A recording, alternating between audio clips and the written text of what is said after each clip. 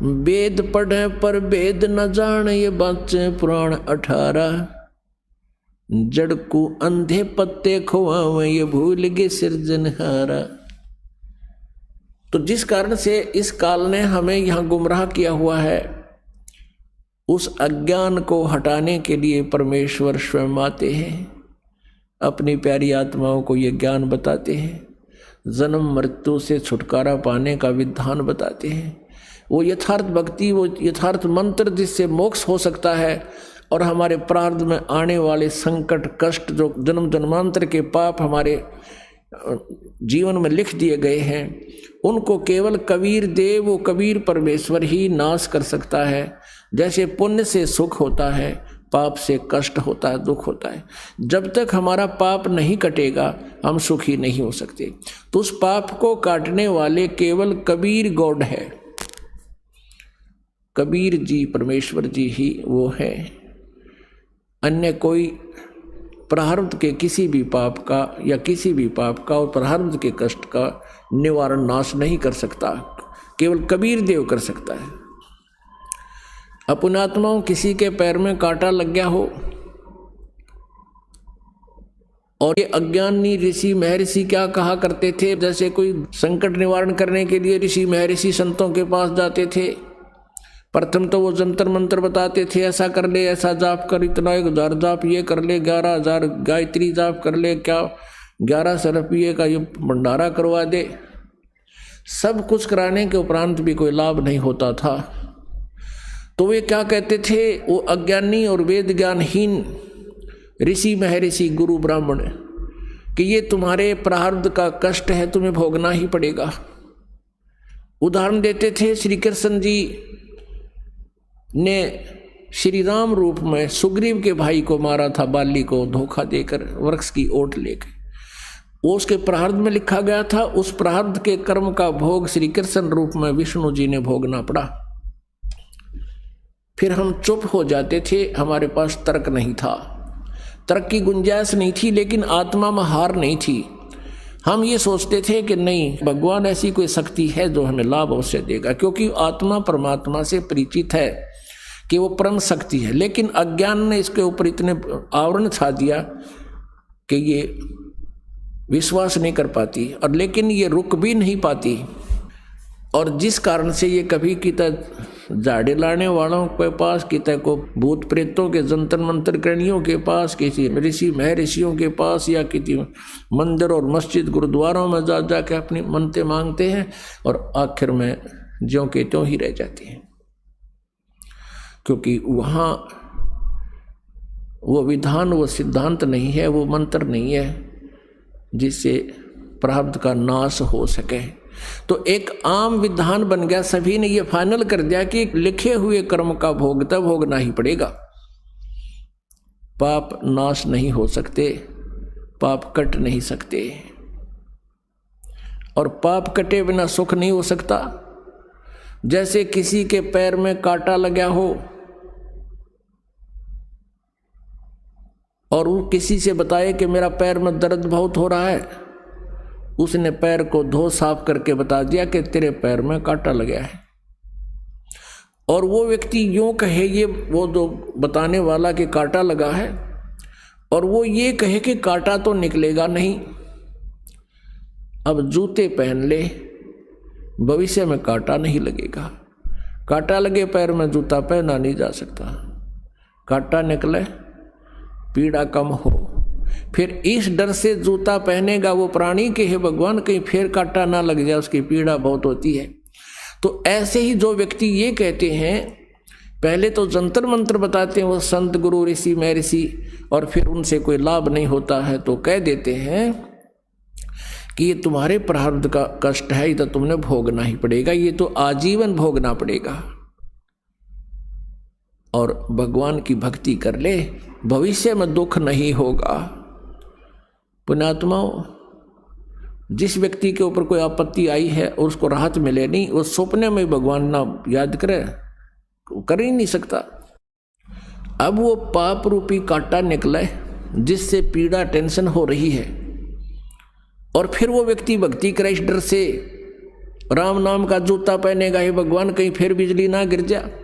इस डर से, इस भय से फिर वो सदा भक्ति करेगा, मर्यादा में रहेगा, क्योंकि उसने आपत्ति को झेल कर देख लिया उसमें कितनी पीड़ाएं होती हैं। और कोई ये कहे कि ये तो कष्ट बना ही रहेगा, आगे भक्ति कर ले, वो सपने में भी नहीं कर सकता भक्ति। ऐसे तो नास्तिक हो गए, पूरा चीन नास्तिक हो गया, जिसमें विश्व की आधी के लगभग जो है जनसंख्या है, और पूरा रूस नास्तिक हो गया। जो पहले सब आस्तिक थे, महात्मा बुद्ध को माना करते थे, उनको महात्मा मानकर, संत मानकर उनकी शिक्षाओं को ग्रहण किया उनके पूर्वजों ने, लेकिन आध्यात्मिक लाभ नहीं मिला।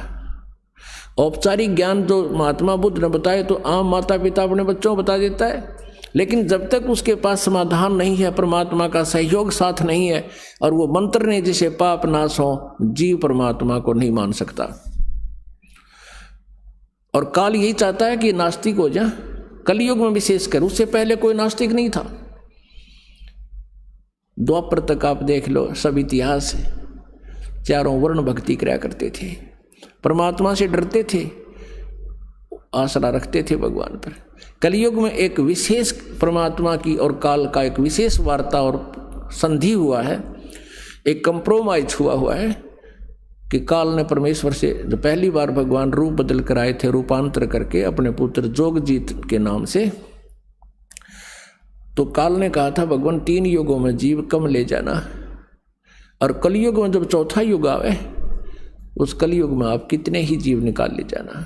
तो काल ने ये सोच रखा था कि कलयुग में इनको ऐसा बना दूंगा, सतयुग त्रेता द्वापर में इनके पुण्य रहेंगे, और कलयुग में वो पुण्यहीन हो जाएंगे, और अन्य ना जाने कितने पंथ बना दूंगा, ना जाने कितने धर्म बना दूंगा, और इनको नास्तिक कर दूंगा।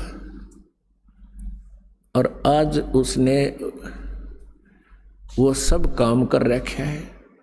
तो परमेश्वर ने कहा था कि ठीक है, सतयुग त्रेता द्वापर में कम जीव ले जाऊंगा, और चौथा युग में मैं आप देख लूंगा तेरे को। अब ये वार्ता फिर बताएंगे, आज प्रसंग कुछ और है।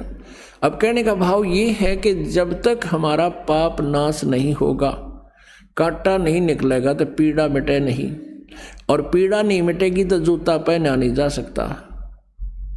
ठीक इसी प्रकार जो दुखी आत्मा यहाँ आते हैं, यदि वो परमात्मा परमेश्वर कबीर जी की जो हम दास नियम बताता है, मर्यादा बताता है, उस मर्यादा में रहोगे तो आप पर कष्ट नहीं रहेगा।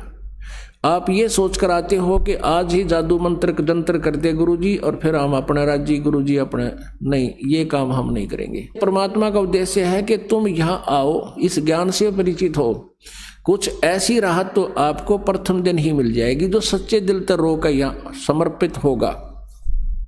समर्पित का अर्थ है कि हम जो भी मार्गदर्शन आपको करें, भाई बीड़ी शराब मांस तंबाकू नहीं पीनी है, अन्य किसी देवी देवता की भक्ति जो तुम पहले करते थे वो नहीं करनी है, इन सभी मर्यादाओं को जो हृदय से मानकर समर्पित होता है, उसी दिन से राहत शुरू हो जाती है। लेकिन हमारे भक्त और कुछ वो स्वयं भक्त पुस्तक आदि ज्ञान सुनकर पढ़ कर आते हैं, तो उनके धारणा ये होती है कि बार चल कर देखता हूँ, राहत मिलेगी तो ठीक है, नहीं तो नहीं। ऐसे व्यक्ति को यहाँ कतई राहत नहीं मिलेगी, चाहे आइयो चाहे मत आइयो। हमारा उद्देश्य है कि आपको राहत तो अवश्य मिलेगी, गारंटीड मिलेगी, आपके ऊपर कोई कष्ट नहीं रहेगा, ये मेरे से लिखवा लो तुम। लेकिन जैसे हम कहें ऐसे करते रहो। आपको बार बार यहाँ बुलाने का उद्देश्य है कि आप भगवान से परिचित हो जाओ, और परिचित होने के बाद फिर अननेसेसरी डिमांड खत्म हो जाएंगी, जिनके कारण हम भगवान से दूर होते चले जाते हैं, जिनकी हमें आवश्यकता नहीं। और फिर आप देखना प्रतिदिन भगवान कितने सुख देगा, आपकी सोच भी नहीं सकते। तो वो परमात्मा,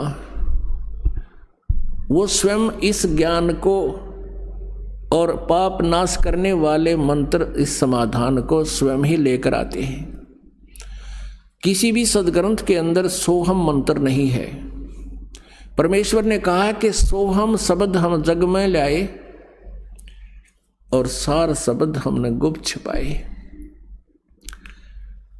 केवल एक ओम नाम है।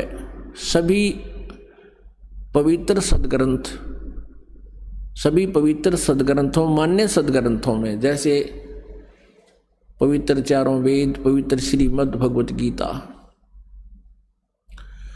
इनमें केवल एक ओम नाम है, उसके अतिरिक्त कोई भी मंत्र जाप करने का नहीं है, मोक्ष का सहयोगी आधार नहीं है। और ये हमने सैकड़ों प्रकार के मंत्र बना रखे, हरे राम राम राम हरे राम, कृष्ण कृष्ण राधे राधे श्याम राधे, ओम नमः भगवते वासुदेव नमः, ओम नमः शिवाय। ये और भी ना जाने कितने अकाल मूर्त सब सुर राम, अकाल पुरुष सतपुरुष, ज्योति निरंजन, अरंकार, ओंकार, ये अपने आप सट्टे मार रखे। ये कोई मंत्र नहीं है, इनसे कोई लाभ प्राणी को नहीं होगा।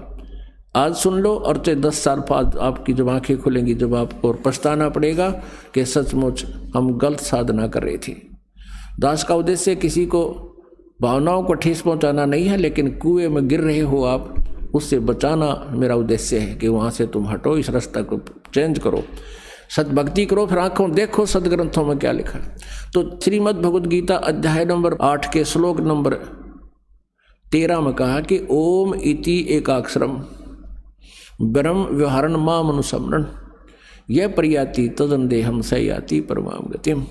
मेरा केवल एक ओम नाम है, मुझ ब्रह्म का, माम ब्रह्म, मुझ ब्रह्म का। ये काल बोलता है श्री कृष्ण जी में, ये ब्रह्म है, मेरा एक ओम मंत्र है, नथिंग एल्स, मेरे जाप का और कोई मंत्र नहीं है, और मोक्ष सहयोगी यही मंत्र है। और जो अंतिम श्वास तक यानी शरीर छोड़ते समय तक इसका जाप करता हुआ जाता है, वो ओम नाम से मिलने वाली जो गति है उस गति को प्राप्त करता है। लेकिन गीता ज्ञानदाता स्वयं कहता है कि मेरे वाली गति अनूतम है, 7वें अध्याय के 18वें श्लोक में श्रीमद् भगवत गीता में। इसलिए उसने कहा अर्जुन तू सर्वभाव से 18वें अध्याय के 62वें श्लोक में, 15वें अध्याय के 1 से लेकर 4 श्लोक में, कि तू सर्वभाव से उस परमेश्वर की शरण में जा, उसकी कृपा से तू परम शांति और सनातन परम धाम यानी सतलोक को प्राप्त होगा, जहां जाने के बाद फिर लौटकर कभी संसार में नहीं आते। तो यहां जो अपना मंत्र उसने ओम बताया कि, लेकिन ये पूर्ण रूप मोक्ष मार्ग नहीं है, ये अनुतम गति होती है। जन्म मृत्यु जब तक जीव की है ये अनुतम है, उत्तम नहीं है। फिर 17वें अध्याय के 23वें श्लोक में कहा है कि ओम तत्सत इति निर्देश ब्रह्मण त्रिविध समर्था है, उस सच्चिदानंद घन ब्रह्म का ओम तत्सत ये 3 मंत्र का जाप का निर्देश है, और इसकी 3 प्रकार से सिमरन की विधि है, त्रिविधा। अपनात्माओं गीता ज्ञान दाता ने अपना ओम नाम तो डिक्लेयर कर रखा है, सार्वजनिक रखा है, और तत् और सत ये सांकेतिक है। गीता जी अध्याय नंबर 15 के श्लोक नंबर 16-17 में 3 प्रभु हैं, 3 पुरुष हैं, एक सरपुरुष एक अक्षर पुरुष। और 15वें अध्याय के 16वें श्लोक में सरपुरुष और अक्षर पुरुष। 17वें में कहा कि उत्तम पुरुष तो अन्य परमात्मा इति उदारते हैं, वो श्रेष्ठ प्रभुता इन दोनों से, सरपुरुष और अक्षर पुरुष से भी कोई और है, और वही तीनों लोगों में प्रवेश करके सबका धारण पोषण करता है, वो अविनाशी परमात्मा है। गीता जी अध्याय नंबर 8 के श्लोक नंबर 1 में अर्जुन ने पूछा कि अर्जुन किम तत्ब्रह्म। अर्जुन ने कहा कि प्रभु आपने गीता जी अध्याय नंबर 7 के श्लोक नंबर 29 में जो बताया है कि उस तत्ब्रह्म को जो जानता है और सारे अध्यात्म ज्ञान से परिचित है और जो सभी कर्मों से परिचित है, जैसा मैंने ज्ञान बताया है 4 अध्याय के 34वें श्लोक में कि तत्वदर्शी संतों से वो तत्व ज्ञान प्राप्त करो, जिसके विषय में 4 अध्याय के 32वें श्लोक में कहा है कि ब्रह्मण्य मुखे यानी सच्चिदानंद घन ब्रह्म की वाणी में बहुत विस्तार के साथ अनुष्ठानों की जानकारी दे रखी है। उस ज्ञान को तू तत्वदर्शी संतों के पास जाकर समझ। कहते मेरे इस ज्ञान को जो आश्रय ले लेता है और फिर वो तत्ब्रह्म से वो फिर जन्म और मरण से छूटने का ही प्रयत्न करता है, जरा और मरण से छूटने का प्रयत्न करता है। वृद्धावस्था और मृत्यु इस जीव के ऊपर सबसे बड़ा दुख है। वृद्धावस्था, बुढ़ापा और फिर मौत, ये दोनों नागवारा हैं और ये दोनों आवश्यक है होगी यहाँ पर, और ये सतलोक में नहीं होते थे, इसलिए हम नहीं चाहते इन दोनों को, लेकिन ये यहाँ तो होंगी ही होंगी। ये तो केवल सतलोक सनातन परम धाम में ये रोग कटेगा।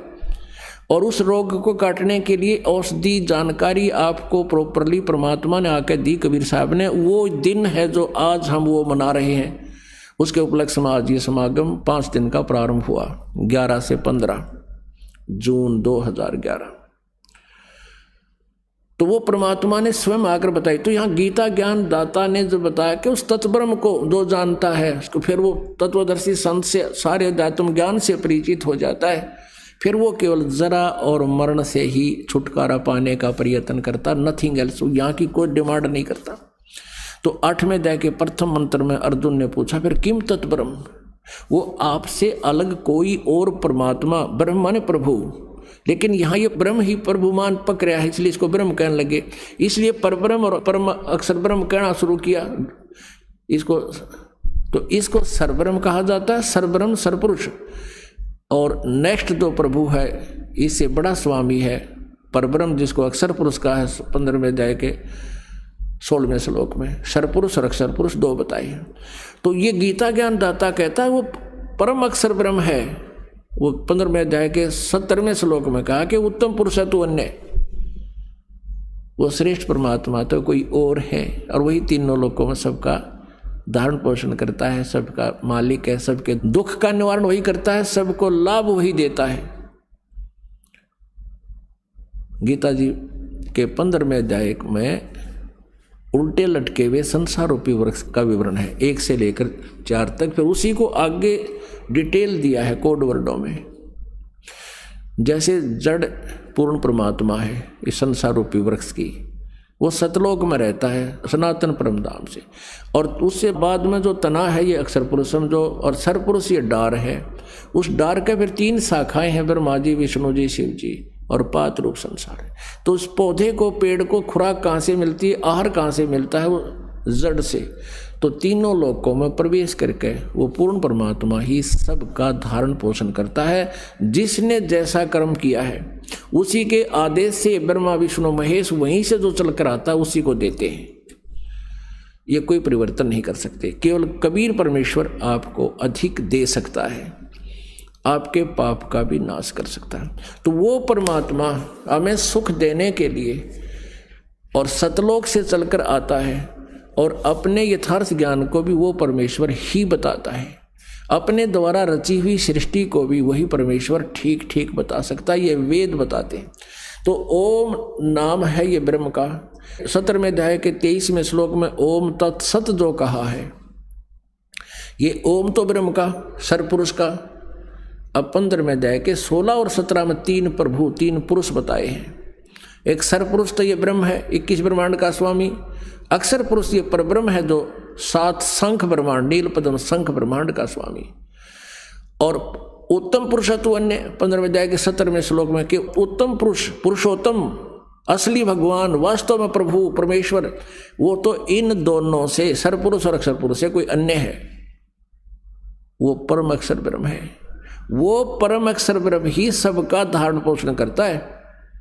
वो अविनाशी परमात्मा, तो वो कबीर परमेश्वर है। वो परम अक्षर ब्रह्म स्वयं ही अपने ज्ञान को बताने के लिए आए। और उनके जो तत् और सत मंत्र हैं, ये तत् तो है इस अक्षर पुरुष का, तत् ये सांकेतिक है, ये दास बताएगा। और सत जो है ये भी सांकेतिक है, ये परम अक्षर ब्रह्म का, यानी जो उत्तम पुरुषत्व अन्य है, उस परमात्मा का कोड वर्डों में ये मंत्र है। और वो सांकेतिक शब्द इस दास के पास है। इस काल के 21 ब्रह्मांडों में इस दास के अतिरिक्त वर्तमान में कोई भी ना तो सत ज्ञान रखता है और ना ही उनके पास कोई सत साधना है, मोक्ष मार्ग नहीं है। इस दास से नाम लेकर के कोई दुष्ट इंसान स्वामी नामों को अगर दान कर देता है, गुरु बन बैठा है, वो महाशत्रु है आप जी का। उससे से छोटी मोटी राहत आपको हो भी जाओ, लेकिन आपके जीवन का नाशक और असंख्य जन्मों का दुख पैदा कर देगा वो प्राणी, क्योंकि वो अधिकारी नहीं है, वो काल का दूत है। तो उनसे भी आप जी ने बच के रहना है। काल हो सकता है 1-2 को कर दे, श्रृंगार ले आपका नाश करने के लिए, लेकिन आप बुद्धिमान हो, ज्ञान इतना दे देगा दास के उनको आप तुरंत पहचान लोगे। काल के दूतों के धोखे में आप आओगे नहीं। अब प्रसंग चल रहा है कि वो परमेश्वर स्वयं ही चलकर आता है। ऋग्वेद मंडल नंबर 9 और सूक्त नंबर 86 मंत्र 26 और 27 में, ऋग्वेद मंडल नंबर 9 सूक्त नंबर 82 मंत्र 1, 2, 3 में, ऋग्वेद मंडल नंबर 9 सूक्त 96 में मंत्र नंबर 16 से लेकर 20 तक, और भी अन्य बहुत सैकड़ों स्थानों पर यह स्पष्ट किया है कि वो परम अक्षर ब्रह्म, वो कबीर देव है, वो अपने स्थान से जहाँ वो तीसरे मुक्ति धाम में रहता है वहाँ से गति करके आता है। अपनी कबीर वाणी के माध्यम से, कविताओं के माध्यम से, कविताओं से वो अपना यथार्थ ज्ञान प्रचार करता, जिस कारण से उसको प्रसिद्ध कवि की भी उपाधि प्राप्त होती है। प्रसिद्ध कवियों में से भी एक होता है, लेकिन वो ऋषि व संत रूप में प्रकट परमात्मा, वो पूर्ण परमात्मा होता है और वो राजा की तरह दर्शनीय है, उसको देखा जा सकता है। पुण्यात्मा वेदों को तो दास ने अभी देखा सन 2002 के बाद, और अभी तक उसमें रहस्य मिल रहे हैं। परमात्मा परमेश्वर कबीर जी सब स्वयं आए थे, वो लीला उन्होंने उसी समय की थी जो वेदों में वर्णित है कि प्रभु ऐसा करता है। आज तक परमेश्वर कबीर जी के तुल्य, जिनको हम भगवान मानते थे, उनकी किसी की लीला नहीं है जो वेदों से मिलती हो। इससे सिद्ध है कि वो भगवान नहीं है। आज से 600 वर्ष पहले परमात्मा ने अपनी अमृतवाणी में, कबीर वाणी में, उस सूक्ष्म वेद में, उस तत्व ज्ञान में, सच्चिदानंद घन ब्रह्म की वाणी में कहा था कि वेद मेरा भेद है, मैं मिलूं वेदन से नाही, जौन वेद से मैं मिलूं वो वेद जानते नाही। परमात्मा ने 600 वर्ष पहले कहा था कि चारों वेदों मेरी महिमा गा रहे हैं, और गीता जी चारों वेदों का कोड वर्डों में सांकेतिक एक सारांश संक्षिप्त में लिखा हुआ है। कहते हैं इनमें परमात्मा कह रहे हैं मेरी ही जानकारी है, वो परम अक्षर ब्रह्म पूर्ण परमात्मा है, वही मोक्षदायक है, उसी की भक्ति से कल्याण होगा, अन्य देवताओं की, किसी भगवान की पूजा करने से मोक्ष नहीं होगा। तो वो परमात्मा मैं हूँ, वेद मेरा भेद है, पर वेदों में वर्णित विधि से मैं मिल नहीं सकता, क्योंकि वेदों और गीता और पुराणों में इनकम्प्लीट आध्यात्मिक नॉलेज है, स्पिरिचुअल नॉलेज है, इनकम्प्लीट है। क्योंकि इसलिए तो उन्होंने छोड़ दिया। चौथे अध्याय के 34वें श्लोक में श्रीमद् भगवद गीता में कहा कि अर्जुन, तो उस तत्व ज्ञान को जिसमें सच्चिदानंद घन ब्रह्म की वाणी में उस परमात्मा के पाने का विशेष जानकारी है, वो तत्व ज्ञान है। चौथे अध्याय के 32वें श्लोक में कहा। उस ज्ञान को जानने के लिए गीता जी अध्याय नंबर 4 के श्लोक नंबर 34 में कहा है कि उस तत्व ज्ञान को तू तत्वदर्शी संतों के पास जाकर समझ, वही बताएंगे। इससे सिद्ध है कि गीता ज्ञान कंप्लीट नहीं है, लेकिन ये नहीं कह सकते गीता ज्ञान गलत है। यजुर्वेद अध्याय नंबर 40 के श्लोक नंबर 10 से लेकर 13 तक 2 बार प्रमाणित किया है कि कोई तो उस परमात्मा को संभव माने जन्म लेने वाला, दूसरा कहते हैं वो असंभवात यानी जन्म नहीं लेता, उत्पन्न नहीं होता। कोई निराकार बताता है, कोई साकार बताता है, कोई जन्म लेने वाला बताता है, कोई अजन्मा बताता है। कहते हैं उस परमात्मा की जानकारी तो वो तत्वदर्शी संत बताएंगे। धीरा नाम लिखा उसमें, धीरा नाम यानी तत्वदर्शी संत बताते हैं, उनसे सुनो। इससे सिद्ध है कि वेद ज्ञान भी इनकम्प्लीट है, कंप्लीट नहीं है। इसलिए यजुर्वेद अध्याय नंबर 40 के श्लोक नंबर 15 में कहा है कि वायु अनिलम अमृतम अथिदम भस्मांतम शरीरम, शरीर छूटने तक परमात्मा की भक्ति करो। कैसे? ओम करतो समर, किलवे समर और करतुम समर। ओम नाम का जाप काम करते करते सिमरण करो, विशेष कसक के साथ सिमरण करो और अपना मनुष्य जीवन का प्रथम कर्तव्य मानकर ओम नाम का सिमरण करें। अब ये तो ब्रह्म का जाप, फिर इस ब्रह्म ने बता दिया है कि उस सच्चिदानंद घन ब्रह्म के बारे में तो तत्वदर्शी संत बताएंगे। और यजुर्वेद अध्याय नंबर 40 के श्लोक नंबर 17 में लिखा है, वेद ज्ञान दाता और गीता ज्ञान दाता एक ही है। ये वेद ज्ञान दाता कहता है कि वो पूर्ण परमात्मा तो प्रोक्ष है, ऊपर प्रोक्ष है, गुप्त है, और मैं ब्रह्म हूं, मेरा ओम नाम है, मैं खंभ यानी अंतरिक्ष में रहता हूं। जैसे श्रीमद् देवी भागवत देवी पुराण में देवी खुद बताती है, हिमालय राजा को वर्णन वो ब्रह्म के बारे में जानकारी देते हुए कहती है कि वो परमात्मा का केवल ब्रह्म है, ब्रह्म का नाम ओम है, और वो ब्रह्म सबका आत्मा ऊपर दिव्य आकाश यानी ब्रह्मलोक में रहता है। और ये खुद यजुर्वेद के 40वें अध्याय के 70वें श्लोक में, यानी 40वां अध्याय यजुर्वेद का अंतिम अध्याय है और 17वां मंत्र भी यजुर्वेद का अंतिम मंत्र है। इसमें दोनों भगवानों का अलग अलग निर्णय दे दिया कि वो पूर्ण परमात्मा तो प्रोक्ष है, ऊपर गुप्त है, और मैं ब्रह्म हूँ, मैं खंभ यानी अंतरिक्ष में स्वर्ग में रहता हूँ, मेरा ओम नाम है। That's all. तो इससे सिद्ध है कि ना वेद कंप्लीट ज्ञान रखते हैं उस परमात्मा के पाने का, उसके लिए ऑप्शन छोड़ दिया कि उसको तो तत्वदर्शी संत ही बताएंगे।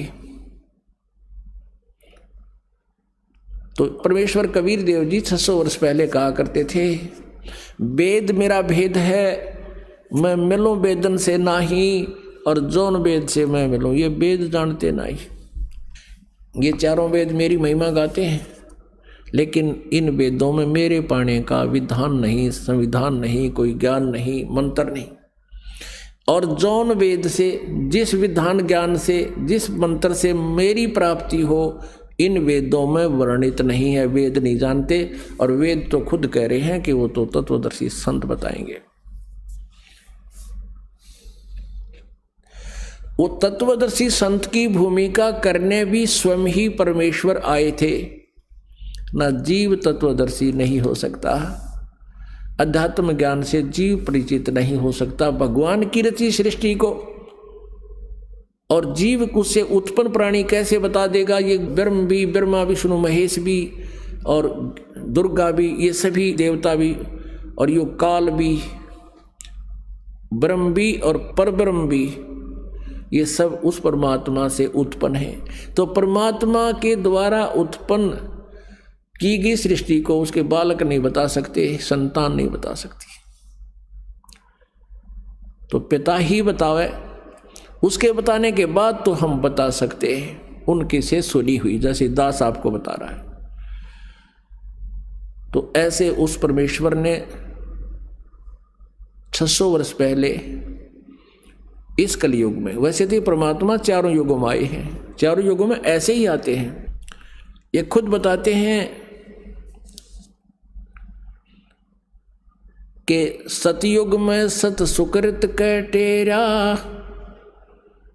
त्रेता नाम मुनिंदर मेरा, द्वापर में करुणा में कहाया, और कलयुग नाम कबीर धराया। परमात्मा के हैं चारों युगों में आए हम। और फिर कलयुग में जब आए परमात्मा, जब उन्होंने ये लीला की, ऐसी ही लीला प्रतिबार करते हैं। नवजात शिशु का रूप धारण करके वो कमल के फूल पर कहीं स्वच्छ स्थल पर प्रकट होते हैं, वहाँ से कोई दंपत्ति जो निसंतान होते हैं वो उठा ले जाते हैं, और फिर परमात्मा कोई अन्न आहार नहीं करते हैं बालक रूप में। फिर उनके परवरिश, उनके बाल्यपन की आहार यानी परवरिश की लीला कुंवारी गायों से होती है। ऋग्वेद मंडल नंबर 9 सूक्त नंबर 1 मंत्र नंबर 9 में स्पष्ट लिखा हुआ है कि वह शिशु रूप में प्रकट परमात्मा के परवरिश की लीला कुंवारी गायों से होती है। और 600 वर्ष पहले परमात्मा कबीर जी ने वह लीला की थी कि जब वो आए थे, वो 25 दिन के हो गए थे, उन्होंने कोई दुग्ध आहार नहीं किया था। तब अभी बताते हैं ये कहानी, आगे बताएंगे आपको। पहले तो प्रसंग चल रहा था कि नीरू और नीमा परमात्मा को ले आए,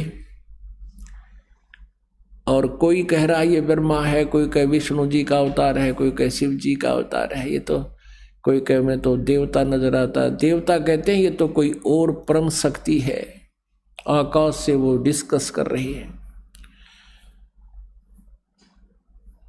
अब उसके विषय में गरीबदास साहिब जी ने जो परमात्मा की लीला को परमेश्वर कबीर जी द्वारा प्राप्त दिव्य दृष्टि से असंख्यों वर्ष पहले का भी ज्ञान दिया, संख्यों वर्ष पहले का, युगों पहले का भी, और हमारी उत्पत्ति जन्म का भी ज्ञान दिया। तो परमेश्वर के प्रकट होने का भी 600 वर्ष पहले जो कैसे आए थे, फिर क्या लीला हुई थी, क्या बताते हैं। जल थल पृथ्वी गगन में बाहर भीतर एक, पूर्ण ब्रह्म कबीर हैं अवगत पुरुष अलेख। सेवक हो के उतरे इस पृथ्वी के माही, जीव उदाहरण जगत गुरु बार बार बलि जाही। जीव उदाहरण जगत गुरु बार बार बलि जाऊं मैं। गरीबदास जी कहते हैं उस परमात्मा के ऊपर बलिहारी हूँ, नौछावर हो जाऊं मैं, जिस निशान मोल ज्ञान, और एक दास बनकर, एक जुल्हा बनकर, एक गरीब इंसान बनकर, अपने एक सभ्य नागरिक की तरह हर तरह की जो क्वालिटी एक भक्त या अच्छे नागरिक में होनी चाहिए, और एक अच्छे भक्त में हो, दास में हो, गुरु का दास जो बने, शिष्य बने, और एक पूर्ण संत में जो क्वालिटी होती है, जो गुण होते हैं, उन सभी को परमात्मा ने स्वयं ही पूर्ति करके दिखाया कि यदि तुमने भगवान चाहिए तो जैसे मालिक ने एक उदाहरण पेश किया, एक सैंपल पेश किया, एक गरीब के घर जन्म दिखाया, जन्म नहीं हुआ उनका, एक बिल्कुल निहायत गरीब जुल्हे के, जैसे वो नीरू नीमा जुल्हे क्यों कहवाए, जुल्हे क्यों कहलाए, उनके पास पहले तो जो पूजा का पैसा आता था उससे वो अपना निर्वाह करते थे, और फिर वो पूजा का पैसा आना बंद हो गया क्योंकि हिंदू रहे नहीं, शिव कथा वो कर नहीं पा रहे थे, तो उन्होंने जुल्हे का काम शुरू कर दिया, क्योंकि सस्ते में शुरू हो जाता, 4 लठ गाडे और धागा पूरा और काम शुरू हो गया, वो खड्डी बना लिया करते थे। तो जिस कारण से कई वर्ष काम करते करते हो गए वो जुल्हा पक गए, नाम को जुल्हा कहलाने लगे। और फिर परमात्मा भी अपने लीला करते थे, माता पिता तो वो नहीं थे, वो तो वैसे उनको मिले थे, फिर भी अपने माता पिता के व्यवसाय में एक नेक संतान ने खूब मदद करनी चाहिए। ये पढ़ाई वाली बीमारी तो ईव लागी कि पढ़ाई का उद्देश्य मनी मेक हो गया हमारा, और पहले ये नहीं थी, पहले संतान का उद्देश्य अपने माता पिता पूर्वज के उस व्यवसाय में ही सहयोग देना होता था, और फिर इसको आगे चल के आप करते रहते थे। और वो ऐसे हम 4 युग बिताए, और तब भी हमारा बढ़िया गुजारा होता था। लेकिन अब ये शिक्षा मालिक ने दिलवानी थी हमारे को, और इस शिक्षा ने हमारे ऊपर बिजली गिर दी, हम बेईमान बना दिए, और हर तरह से पता नहीं कि ये बना लूँ वो बना लूँ, और जो काम करना है उसको भूल गए। तो इसलिए हम 4 अक्षर किसी लैंग्वेज के समझ कर नो सोचा पता नहीं क्या बन गया, अंग्रेजी सीख लिया तो अंग्रेजी में बोल लगा, नो टीटी पाक जाएगा। अरे भाषा है चाहे सिंपल बोल ले, आम आदमी बतला ले, इस तरह बात कर ले, और चाहे अंग्रेजी में बोल ले, अपना विचारों को दूसरे तक पहुंचाना। फिर हम बड़े प्रभावित होते हैं, बड़ा विद्वान है। पहले संस्कृत बोलने वाले से हम प्रभावित होते थे, ये गछामी गछामी कर देते, उसके मुंह का नहीं देखे जाते, कुछ समझ में आती नहीं, अन्नू कहते वाह भाई वाह बड़ा विद्वान है। ऐसे वर्तमान में 2-4 संस्कृत के सेंटेंस बोल देता है, तो कति एजुकेटेड पर्सन है, कोई बात हुई है। वही भाषा है, हम अपनी सिंपल लैंग्वेज में लोकल लैंग्वेज में बात करा, वो लैंग्वेज है। जिसने अध्यात्म ज्ञान नहीं और भगवान का डर नहीं, वो एकान्य का आदमी नहीं, चाहे सारी लैंग्वेज जानता हो। तो कहने का भाव ये है कि परमात्मा ने वो एक अच्छे संतान वाली भी लीला करके दिखाई, और एक परम संत की भूमिका निभाई, पूरा अध्यात्म ज्ञान को अपना अमृतवाणी में खोल खोल कर बता दिया। 600 वर्ष पहले भगवान बताया करते, आज हमारे सदग्रंथ उसकी गवाही दे रहे हैं कि ठीक यही ऐसा ही लिखा। तो इससे भी परमात्मा के पहचानने में हमें बहुत सहयोग मिलेगा कि कबीर इज गॉड। जिन वेदों को, पुराणों को, गीता जी को हमारे गुरु ब्राह्मण नहीं जान सके, ऋषि महर्षि नहीं समझ सके, और जिसको हम अनएजुकेटेड कहा करते थे, ये अज्ञानी लोग, ऋषि नकली महर्षि कहा करते हो, तो मूर्ख था, अज्ञानी था, अक्षर ज्ञान नहीं था, इसलिए उठपटांग भाषा बोला करता था, वेदों की निंदा करता था, देवताओं के बारे में गलत बोलता था। आज सारा का सारा जो मालिक ने बोला वही हमारे इन सदग्रंथों में लिखा हुआ विद्यमान है, जिनको हम शिरोधार्य मानते थे। गरीब सेवक हो के उतरे इस पृथ्वी के माही, जीव उदाहरण जगत गुरु बार बार बलि जाही। जीव उदाहरण जगत गुरु यानी पूरे विश्व को ज्ञान देने वाले परमात्मा कहते, हम बैरागी ब्रह्मपद सन्यासी महादेवे, सो हम मंत्र दिया शिव जी को, वो करे हमारी सेवे। कहते हैं हम बैरागी ब्रह्म पदे, हम ही एक संत बनकर और शंकर जी को मिले थे, और इनको हमने मंत्र दे रखा है, जो ये हमारी सेवा माने पूजा करता है। अब जैसे हम देखा ना, भगवान शिव जी किसकी पूजा करता है, हम प्रश्न करा करते नकलियां तय न करते, भगवान विष्णु की पूजा करता है। और भगवान विष्णु किसकी, बोला शिव जी की। ठीक, हमें कुछ ज्ञान था ही नहीं, हम उनके इन सट्टा में सेट हो जाते थे। अच्छा, हाँ बस ठीक है।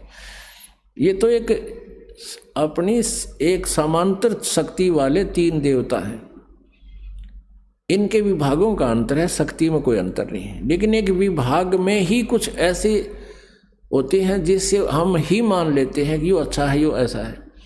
जैसे एक होम मिनिस्टर है और एक सैर सपट्टा मंत्री यानी पर्यटक मंत्री, तो शक्ति मंत्र नहीं है, उसके विभाग में लाभ मंत्र है, इतना फर्क है। और पावर एक जैसी है, एक जैसी डेजिग्नेशन है, एक जैसे एमएलए से वो बने हुए होते हैं। तो ऐसे ही 3 भगवान हैं, रजगुण विभाग के ब्रह्मा जी मंत्री, सतगुण विभाग के विष्णु जी मंत्री, और तमोगुण विभाग के शिव जी मंत्री।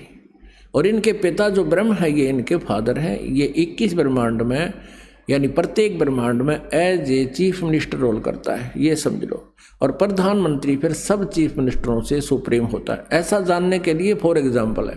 तो ये 21 ब्रह्मांड का जो मालिक है ये ब्रह्म है, और इसमें 3 एक विभागीय मंत्री अपने पुत्रों को बनाता है। दुर्गा ब्रह्मा विष्णु महेश जी की माता है। और ऐसे इन असंख्य ब्रह्मांडों में कुल मालिक कबीर देव है, वो परम अक्षर ब्रह्म है, कबीर जी है। वो स्वयं बालक रूप बनकर धारण करके आए इस अध्यात्म ज्ञान को बताने के लिए। इसलिए वो जगत गुरु शब्द मालिक ने, गरीबदास साहिब जी ने मालिक के लिए बोला है। काशीपुरी कष्ट किया उतरे अधर अधारे, मोमिन को मुजरा हुआ जंगल में दीदार। काशीपुरी कष्ट किया यानी काशी के लिए प्रस्थान किया।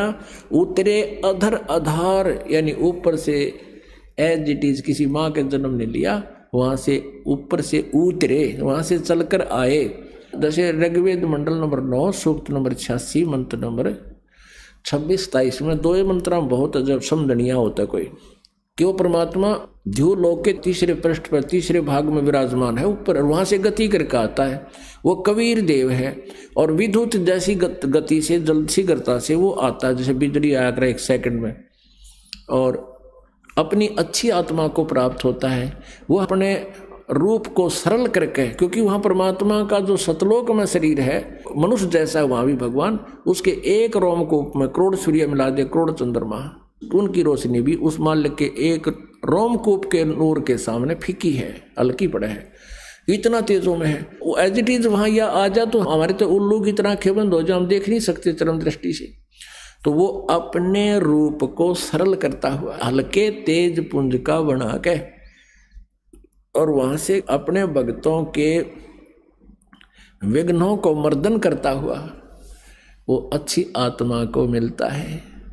किस लिए मिलता है और वो कैसा है? ऋग्वेद मंडल नंबर 9 सूक्त नंबर 82 मंत्र नंबर 1, 2, 3 में, ऋग्वेद मंडल नंबर 9 सूक्त नंबर 20 मंत्र नंबर 1 में है, और भी सैकड़ों स्थान पर ऋग्वेद मंडल नंबर 9 सूक्त नंबर 96 मंत्र नंबर 16 से 20 तक कति स्पष्ट किया है कि वो आम व्यक्ति की तरह जैसे कपड़े पहन लेता आदमी, ऐसे अन्य शरीर ऐसे वो धारण करके अपने शरीर के ऊपर एज इट इज और हल्का तेज पुंज का शरीर बनाकर यहाँ आता है।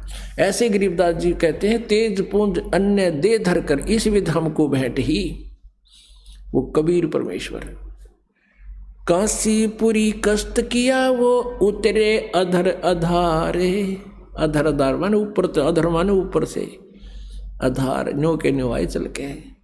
और मोमन को मुजरा हुआ हा जंगल में दीदार। मोमिन कहते मुसलमान को। अब कबीर परमेश्वर की छवि को कैसे वर्णित कर रहे हैं आदरणीय गरीबदास साहिब जी। कोट किरण शशि भान सुध आसन अदर विमाने परसत पूर्ण ब्रह्म को शीतल पिंड अरु प्राण।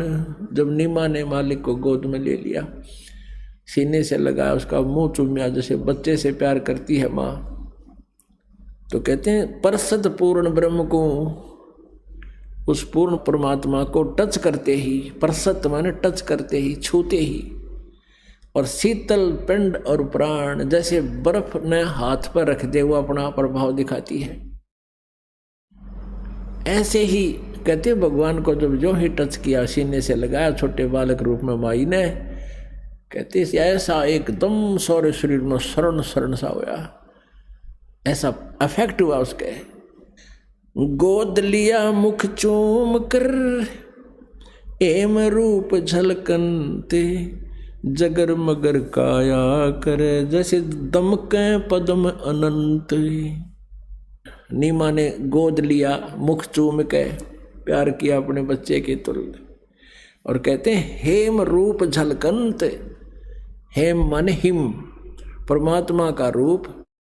स्नो वाइट यानी को कपड़ा खरीदने जाते हैं ना बाजार में, सफ़ेद कपड़े न्यों का आग्रह भाई कति सफ़ेद दे दे, स्नो वाइट यानी बर्फ जैसी सफ़ेदी वाला।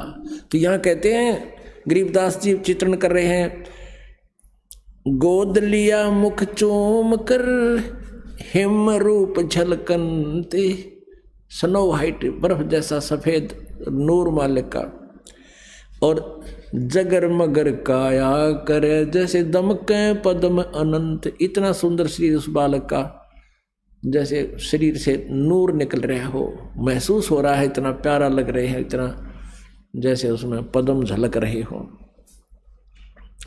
काशी उमटी गुल भया मोमिन का घर घेरे, कोई कहे ब्रह्मा विष्णु है, कोई कहे इंद्र कुबेर। मालिक की लीला कही थी प्रभु ने कि तुम ले चलो, कोई तुम्हें कुछ नहीं कहेगा। ऐसा ही हुआ। अब वो कहें कमल के फूल पर मिला, ऐसे मिला, तो नो ऑब्जेक्शन। वो और बात बतलाने लायक गे, नो कहें हो देख कितना सुंदर बालक है, ऐसा कोई बालक का हमने नूर नहीं देखा। फिर नो कहें कोई कहे काशी उमटी गुल भया, यानी सब उमड़ का आगे वहाँ सारे शोर माच गए, सब सुंदर बालक देखा ना सुना। उस मोमिन का घर घेरे, मोमिन मुसलमान का घर घेर लिया। कोई कहे ब्रह्मा विष्णु है, कोई कहे इंद्र कुबेर, कोई कहे वरुण धर्मराय है, कोई कहते है ईश। 16 कला सुभान गति ही, कोई कहे जगदीश। अपनी अपनी अटकल लावे हैं। जैसे कोई बालक बेटा या बेटी लड़का उत्पन्न हो जाता है तो कदे तो चाची ठावेगी, न्यू कहे तो इसके ताऊ पर दिखे है, कदे फिर बुआ आवेगी, न्यू कहे तो मेरे बाबू पर दिखे है, कोई कहेगी यो किसी पर दिखे है, यानी किसकी उनिहार किससे स्वरूप मिल रहा है। तो ऐसे ही अपनी अपनी अटकल लगा रहे हैं। चाचे ताऊआ के उनिहार नहीं बता रहे, वो इतना अजीब और गरीब, इतना दिव्य रूप था प्रभु का, उनकी सीधी सुरती देवताओं के शरीर की तरफ जा रही है। काशी उमटी गुल भया मोमिन का घर घेर, कोई कहे ब्रह्मा विष्णु है, कोई कहे इंद्र कुबेर, कोई कहे वरुण धर्मराय है, कोई कहते है ईश, 16 कला सुभान गति ही, कोई कहे जगदीश, भक्ति मुक्ति ले उतरे, ओए होए, भक्ति मुक्ति लेकर अवतरे, मिटन तीनों ताप, मोमन का डेरा लिया, वहां कहे कबीरा बाप। ये भगवान कितने दयालु दाता, अपने बच्चों के लिए कितना कष्ट उठाते हैं। हम कितने भोले और अनजान बना दिए, अज्ञानी बना दिए इस काल ने, हम अपने पिता को पहचान नहीं पा रहे। और कबीर परमेश्वर जी कहते हैं, मैं रोवत हूँ सृष्टि को, ये मेरे बच्चे हैं, इनको रोता फिरता हूँ, तुम मेरे बच्चे हो, कितने कष्ट उठा रहे हो। किसी का बालक बिगड़ जा, बेटा बेटी गलत रास्ते पर चल जा, माता पिता उसके लिए भटकते रहते हैं कि उनको मालूम होता है कि आगे भविष्य में इनकी बिरानमटी होएगी, कितना दुखी है ये, लेकिन वो उस समय नहीं समझ पाते, माँ बाप की बात को स्वीकार नहीं करते। अब काल ने हमारे लिए ऐसा कर दिया कि हम अपने पिता को पहचानने योग्य नहीं छोड़े, परमात्मा की परिभाषा को चेंज करा दिया।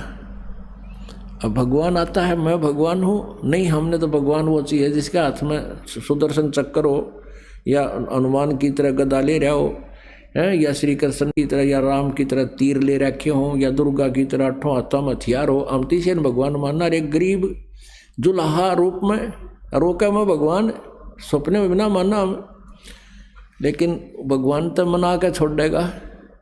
उसमें वो परम शक्ति है जिसकी हमने सब जगह भटक लिए, जहाँ राहत नहीं मिली, और उस गरीब जुल्हा जिसको हम एक जुल्हा सा गरीब सा व्यक्ति मानते थे, और वहाँ जाते ठीक होने लगे। 64 लाख शेष हो गए थे परमात्मा के आज से 550 वर्ष पहले। वो जानता है कि मैं कैसे अपने आप को भगवान सिद्ध करूंगा, और सिद्ध तो है ही, लेकिन सिद्ध करने के लिए प्रयत्न हो रहा है कि गॉड को भगवान सिद्ध करना कठिन हो रहा है, क्योंकि इस लोक वेद ने सभी के अंतःकरण में अंधेरा छा दिया। अब परमात्मा कहते हैं, 9 मन सूत उलझिया, ऋषि रहे झकमार, और सतगुरु ऐसा सुलझा दे, उलझा ना दूजी बार। अब परमात्मा आए थे, ऐसा सुलझा गए थे इस 9 मन सूत ने। 1 किलो सूत उलझ जाना, धागा होता कच्चे धागे, वो रुआ लिया करते जुलाया ने। जब उसमें कट जा, उसमें टूट जा, गांठ लग जा, तो कोई कपड़ा स्वीकार करे नहीं, तने तो गांठ ला दी 36 पैसा दे नहीं, तो उसको बहुत प्यार से सुलझाना ही पड़ता था, उसमें गांठ ना पड़े। तो ऐसे ही परमात्मा कहते हैं कि ये 9 मन सूत उलझवा दिया, काल के दूता ने उलझा दिया, अध्यात्म ज्ञान को बिगाड़ दिया। और उसको परमेश्वर कबीर जी ने आके ऐसा सुलझा दिया, वो सुलझा कर रख गए थे, हम फिर भी ना समझ सके कि यो ठीक है, हम उस उलझे हुए माथा मारते रहे। तो परमात्मा कहते हैं, उन्होंने आके सुलझा था, फिर इस दास को बता दिया कि ये सुलझा रखा है, तुम इसने प्रयोग करो। 9 मन सूत उलझिया, ऋषि रहे झकमार, और सतगुरु ऐसा सुलझा दे। सतगुरु, सच्चा गुरु, सच्चा संत, तत्वदर्शी संत ऐसा सुलझा देगा, फिर उलझे ना दूजी बार।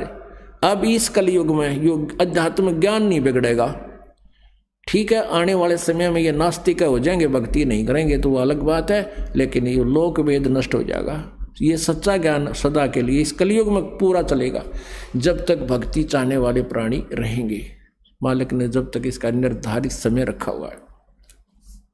भक्ति मुक्ति ले उतरे, ये मेटन तीनों ताप। है अब कबीर परमात्मा कहा करते, तुम कौन राम का जपते जापम, अर्थात मिटे ना तीनों तापम। तुम श्री राम श्री कृष्ण की भक्ति करते हो, उनको 3 ताप के अंतर्गत श्राप लगा हुआ था। श्री विष्णु जी को श्राप दिया था, 3 ताप के अंतर्गत आता ये श्राप भी। नारद जी ने वो श्री राम रूप में वो श्राप भोगना पड़ा। फिर उसने गलत कर्म किया था, जैसे धोखा दिया था श्री राम जी ने, सुग्रीव के भाई वाली को मारा था ओट लेकर वृक्ष की, वो भोग भोगना पड़ा श्री कृष्ण जी रूप में, श्री विष्णु जी ने। तो कहते हैं तुम कौन राम का जपते जपम, अर्थात कटे ना थरे तीनों तापम। अब यहाँ पे गरीबदास साहब कह रहे हैं वो तीनों ताप मेटन खातिर स्वयं परमात्मा आए, वो औषधि बनाकर रख गए कबीर वाणी में। और ये कबीरपंथी भी नहीं समझ सके, क्योंकि जब तक उस मालिक की रजा ना हो, क्योंकि वेद और ग्रंथ गीता जी ये हमें अभी तक इसलिए एक बहुत पहाड़ नजर आते थे कि ये संस्कृत भाषा में लिपिबद्ध थे। अब पर इन्होंने कुछ थोड़ा बहुत अटकल उटकल ला के कुछ हिंदी भी कर दी, जो थोड़ी बहुत ठीक, कोई गलत भी किया। गलत नहीं, हम ठीक कर लेंगे, क्योंकि हमारे को वो ज्ञान है जो सूक्ष्म वेद में सही है। उस सूक्ष्म वेद से जो थोड़ा बहुत फेरबदल इन्होंने कर दिया तो हम तुलना करके उसको ठीक कर लेंगे। तो वो ज्ञान वेदों का और गीता का अब हमारे समझ में आ रहा है। अब क्या बताते हैं, भक्ति मुक्ति ले उतरे, वो परमात्मा कबीर जी अवतरित हुए, स्वयं चल कर आए। भक्ति मुक्ति ले उतरे ये मेटन तीनों ताप, मोमन के डेरा लिया कह कबीरा बाप। एक मुसलमान के घर, जुलाहे के घर पे कहते हैं डेरा लिया। एक जुलाहे के घर पे आके मालिक ने अपना स्थान बनाया, और उस जुलाहे को कहते हो परमात्मा एक एज एक रोल करने के लिए कहते हैं, उसको बाप कहता है, पिता बोलता है, सारी सृष्टि का पिता। और एक जुल्हे नीरू को बाप कहकर, पिता कहकर बुलाता है। अपने आत्माओं, अपने बच्चा के लिए अपना माँ बाप दुखी हुआ करे। ठीक है, दूसरे औपचारिकता करने तो 2 दिन आ जाओगे, क्या हाल है, क्या हुआ, बालक गेला कैसे हो गया, लेकिन जिसका लग गया वो जाने। तो कबीर परमात्मा जी हमारे पिता हैं, और वो यहाँ आकर के उनकी इतने कष्ट उठाए। अभी 5 दिन के अंदर आपको परमात्मा की लीलाएं सुनाएंगे, कैसे कैसे जुल्म किए इन अज्ञानी अनाड़ी ब्राह्मण गुरुओं ने, ऋषियों ने और काजी और मुल्लाओं ने कैसे जुल्म करवाए उसके उनके ऊपर। फिर परमात्मा थे, उनका वो बिगाड़ कुछ नहीं सके। फिर इतना कष्ट वो किस लिए सहन कर रहे हैं, उनका क्या उद्देश्य आने का, क्योंकि हम उनके बालक हैं, हम उनके बच्चे हैं। चींटी से लेकर हाथी तक, एक गरीब से लेकर अमीर तक, रंग से लेकर राजा तक, हम सभी उसी के बच्चे हैं। और वो अपने बच्चों को यहाँ से निकालने आता है कि तुम मेरे साथ चलो, वहाँ सुखी हो जाओगे।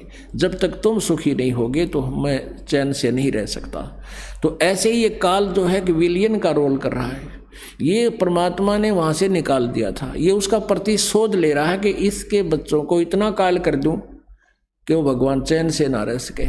आज हमारे को गधा बना रखा है, कोई गधी बना रखी है, किसी ने सूर बना रखा है, गोबर खुआवे, टांग कट गई, आँख फूट गई, किधर बाहर घूम रहे हैं, ऊपर से ओले गिर जाते हैं, फोड़ देते हैं सिर ने, कोई प्रोटेक्शन नहीं, कोई रहम नहीं यहाँ पर। और वो परमात्मा कहता मैं रोवत हूँ सृष्टि को कि तुम मेरे बच्चे हो, तुम मुझे पहचान लो। तुम पूरे ब्रह्मांड को, पूरे जितने विश्व में मानव हैं वर्तमान में, उनको और फिर आने वाले जीव, क्योंकि इस भगवान की भक्ति यथार्थ इस ज्ञान से, परमात्मा की इस वाणी से पशु पक्षियों पर भी प्रभाव पड़ रहा है। जैसे सुखदेव नाम का जो ऋषि था, वो पहले गंदे अंडे में उसकी आत्मा थी, अंडा भी गंदा हो गया था, और भगवान शिव ने पार्वती जी को ये पूर्ण परमात्मा की कथा सुनाई थी। नाम तो उसने जो दिए अपने हिसाब के दिए, उस क्योंकि वो भी सिद्धि युक्त संत थे, अधिकारी के मुख से उच्चारित जो परमात्मा की महिमा अधिक अफेक्ट करती है। वो गंदे अंडा भी स्वस्थ हो गया, वो आत्मा तोता के रूप में प्रकट भी हो गया, और फिर उसमें कुछ शक्ति आ गई भक्ति से, उस अध्यात्म यानी ज्ञान यज्ञ से उसमें इतनी शक्ति आ गई कि उसको मनुष्य जीवन मिल गया और सुखदेव रूप में जन्म हुआ। ऐसे ही परमात्मा कितने दयालु हैं, ये अखंड पाठ चलते हैं, वाणी चलती है, उस परमात्मा की महिमा ये दास सुनाता है। तो इससे पशु पक्षी घास पेड़ पौधों पर भी प्रभाव पड़ेगा, और ये शीघ्र मनुष्य जीवन धारण करके और अब इस ज्ञान का लाभ उठाकर पार हो जाएंगे। तो वो परमात्मा पूरे विश्व को पार कर सकता है, लेकिन हम उसके मार्ग को स्वीकार नहीं करते। हम इस लोक वेद पर बहुत आधारित हो चुके हैं, और उसको लोक वेद का अज्ञान का नाश करने के लिए भगवान आते हैं। अब कहते हैं उस जुलाहे को बाप कहता है परमात्मा एक लीला करते हुए। दूध न पीवे न अन्न भखे, नहीं पालने झूलनते, अदर अमान ध्यान में वो कमल कला फूलनते। ना तो दूध पीवे, अन्न तो खाना है कि था, और फिर भी इतना स्वस्थ शरीर, जैसे कमल का फूल दिन दिन रोज फूला करता है। एकदम कमल का पौधा लगा हो जाओ जिस जल में, और उसमें कितना पानी चढ़ जा, वो कमल का पौधा ऊपर रहेगा, नो का नो गेल बढ़े जाएगा। कहते हैं कुछ खावे पीवे नहीं भगवान बालक रूप में, और शरीर इतना स्वस्थ जैसे किलो दूध रोज पीवे बालक तब स्वस्थ रहे। दूध न पीवे न अन्न बखे, नहीं पलने झूलनते, अदर अमान ध्यान में वो कमल कला फूलनते। कोई कह छल ईश्वर है, कोई किन्नर कहलावे, कोई कहे गण ईस कहा, जो जो मात रिसाए। ये कोई तो कहे यो ईश्वर नहीं है, यो तो कोई छल है, कोई कहे यो किन्नर है यानी भूत बात है। तीन बातों से वो बड़ी दुखी होती है नीमा। फिर कहते हैं खलक मुलक देखण गया, राजा प्रजा रीत, जम्बू दीप जहान में ये उतरे शब्द अतीत। दुनी कहे ये देव है, और ऊपर से देवता कहते हैं। देव कहे ये ईश, ईश कहे ये पूर्ण ब्रह्म है, पूर्ण विश्वे बीश। अब कहते हैं ये देवता तो कहते हैं ये भगवान है, और ऊपर के भगवान जो कह रहे हैं वो कहीं तो भाई पूर्ण ब्रह्म है, अपनी अपनी अटकल लगा रहे हैं। अपने आत्माओं, आज से 600 वर्ष पहले एक परमात्मा कबीर जी ने जो लीलाएं की थी, आज वो लीलाएं